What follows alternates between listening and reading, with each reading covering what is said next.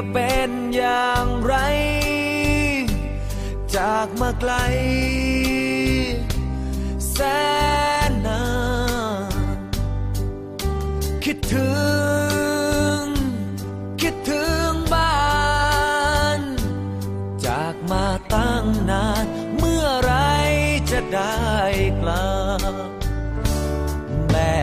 จ๋าแม่รู้บ้างไหมว่าดวงใจ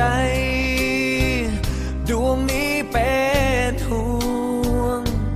จากลูกน้อยที่แม่ห่วง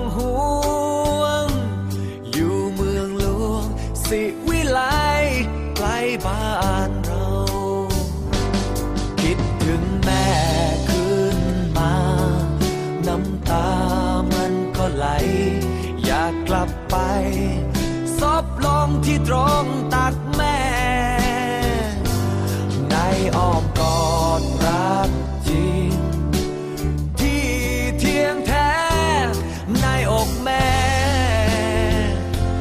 สุขเกินใครอีกไม่นานลูกจะกลับไปหอบดวงใจเจ็บช้ำเกินทนเก็บเรื่องราววุ่นวายสับสนใจที่วกวนของคน